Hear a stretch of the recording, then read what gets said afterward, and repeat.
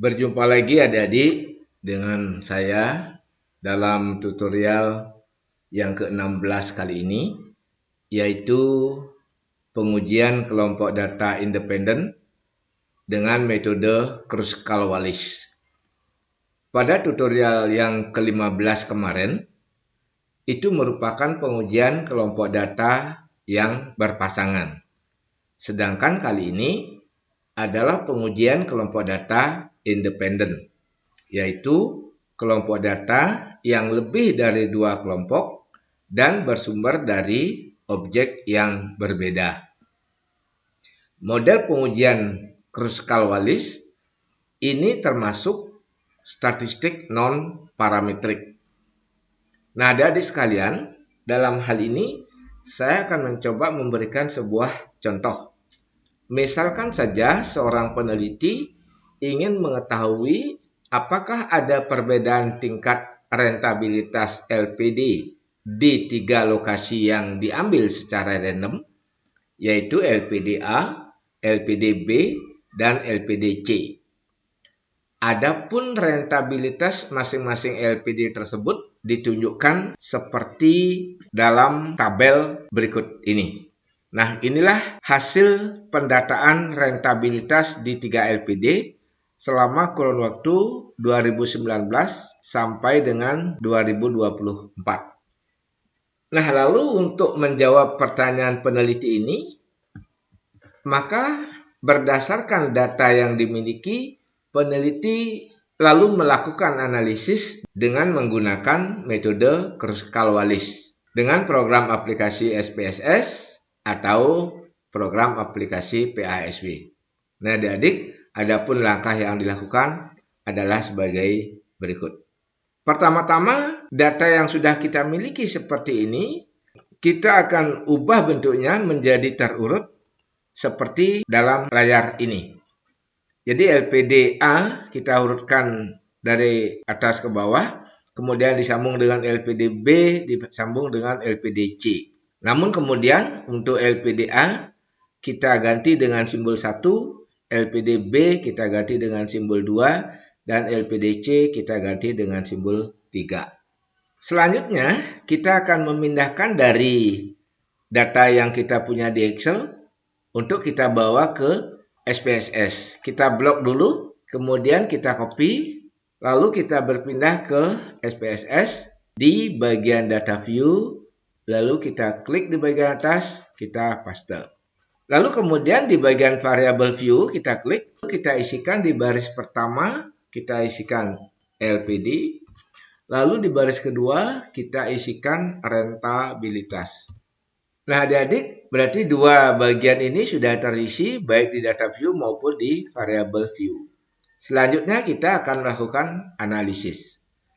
Terlebih dahulu kita akan klik di Analyze, kemudian kita pilih di bagian non-parametric test, lalu kita turun di Legacy Dialog.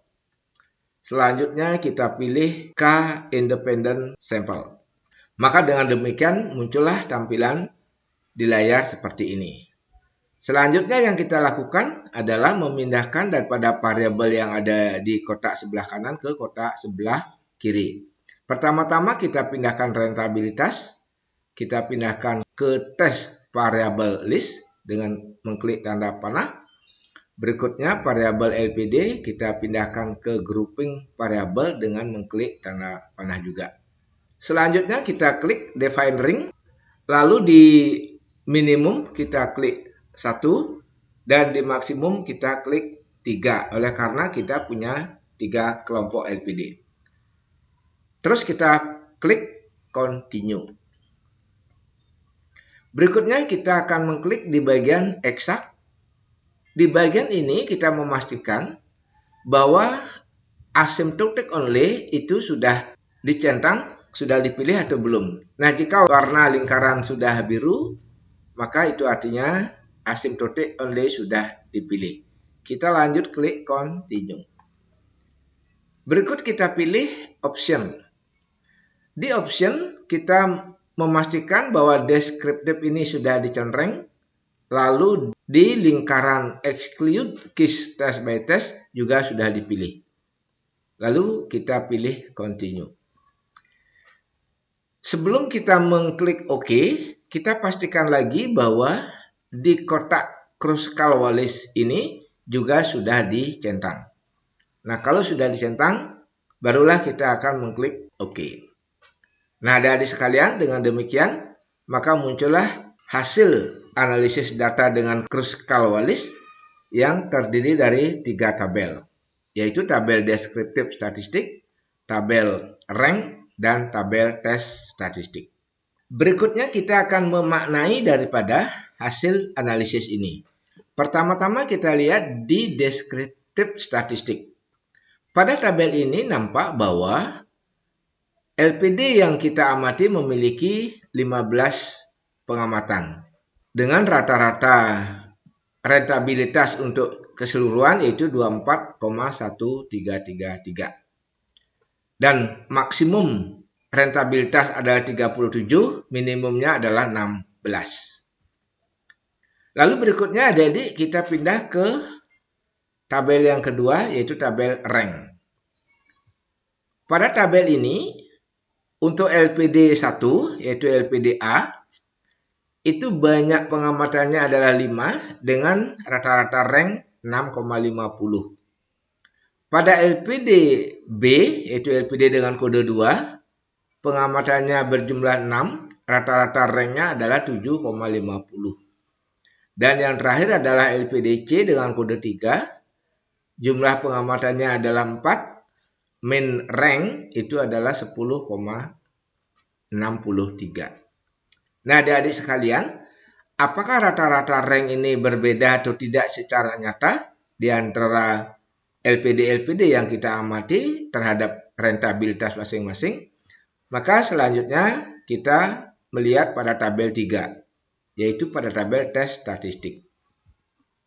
Pada tabel tes statistik nampak nilai C square itu sebesar 2,023 dengan nilai asymptotic sig sebesar 0,364. Angka ini lebih besar dari nilai signifikansi 0,05. Maknanya adalah bahwa rentabilitas pada LPD A, LPD B, dan LPD C selama kurun waktu tahun 2019 sampai dengan 2024 tidak berbeda secara nyata. Nah, adik-adik sekalian, demikianlah peragaan penggunaan program aplikasi SPSS atau PASW dalam menguji K-data independen dengan menerapkan metode Kruskal-Wallis. Semoga adik-adik semua dapat mengikuti dan mampu memahami langkah-langkah pengujian dengan baik. Nah, adik-adik sekalian, sampai di sini dulu peragaan kali ini. Terima kasih atas kebersamaannya. Sampai jumpa lagi pada tutorial berikutnya.